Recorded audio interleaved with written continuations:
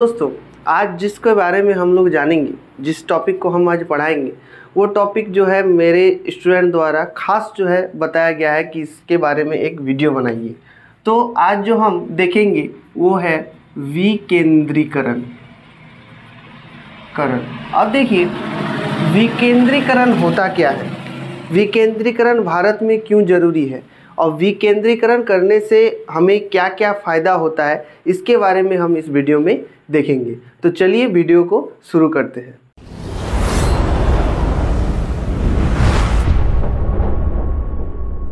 देखिए, विकेंद्रीकरण क्या है।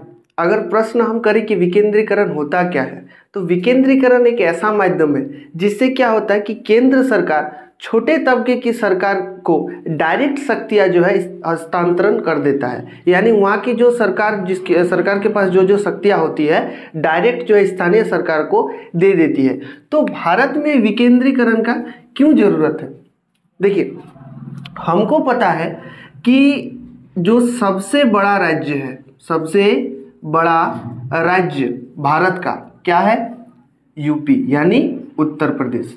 ठीक है। सबसे छोटा राज्य जो है वो क्या है, गोवा। ठीक है, ये हमें पता है। अब देखिए, घनत्व की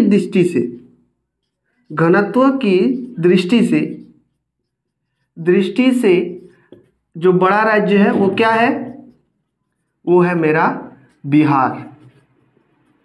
ठीक है, इतना हमें पता है। अब जैसे यूपी जो है एक बहुत बड़ा राज्य है।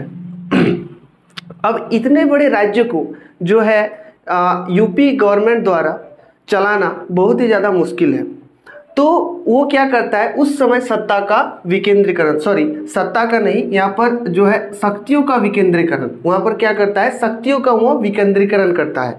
तो शक्तियों का विकेंद्रीकरण क्या होता है कि मान लीजिए यूपी सरकार द्वारा कोई योजना मान लो चलाया गया है, जैसे नरेगा या फिर अंत्योदय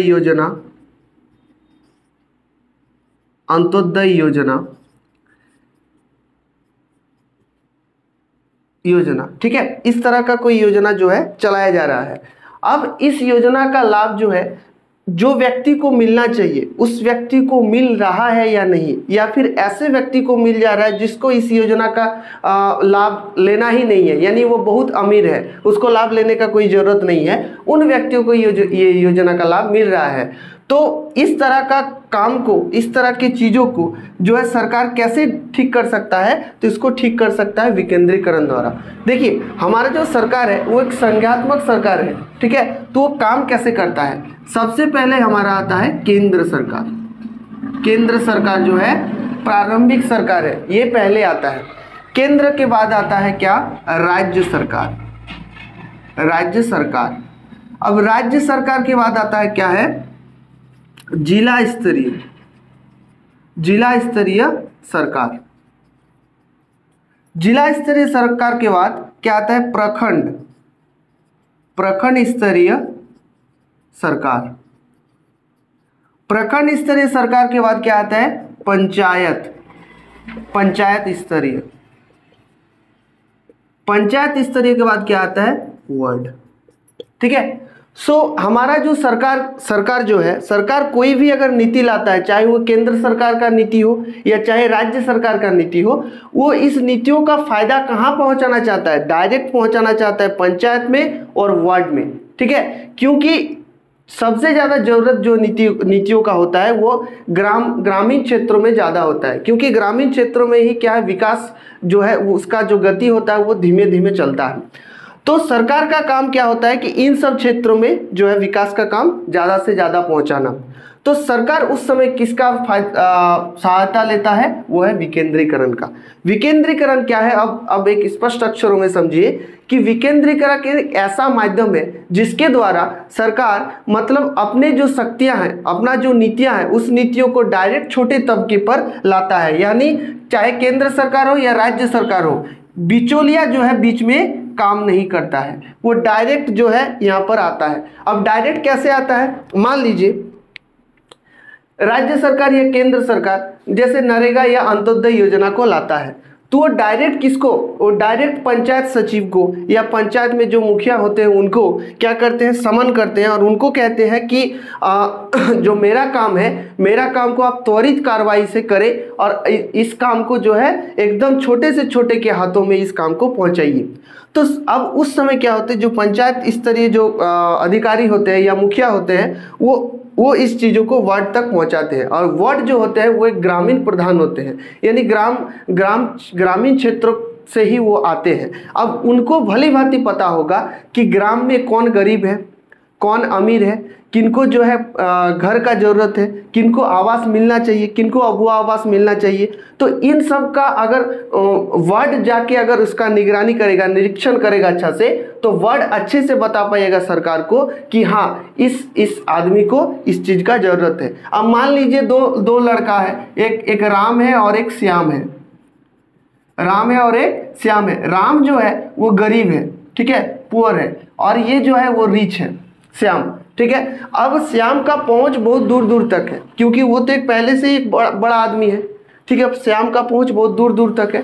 अब क्या होता है, जब सरकार की कोई नीतियां आता है तो श्याम के पास पहले से ही खबर चला जाता है कि सरकार ने ये नीति लाया है, आप इसमें हो सकता है कि फॉर्म भर दीजिए, या इसमें जो है कहीं से आप किसी से जुगाड़ करके आप इस पर अपना अप्लाई कर दीजिए, हम काम को कर लेंगे, ठीक है। अब वो श्याम के पास पहले से ही पैसा है, पैसा के दम पर वो इसको क्या कर सकता है, अपना नाम जो है उसमें चढ़ा सकता है और सरकारी चीज़ों का फायदा वो ले सकता है और वो और ज़्यादा धनी बनेगा। लेकिन जो राम है वो तो पुअर है, गरीब है। अब उसके पास ना तो पैसा है और ना ही किसी का ऐसा जान पहचान है, क्योंकि बड़े आदमी का ही जान पहचान ज़्यादा होता है, छोटे आदमी का उतना जान पहचान होता नहीं है। जो गरीब होता है उसको तो काम करने में ही फुर्सत नहीं रहता, तो वो कैसे जान पहचान जो है अपना बढ़ाएगा। तो इस तरह राम क्या होता है, वो गरीब का गरीब ही रहता है।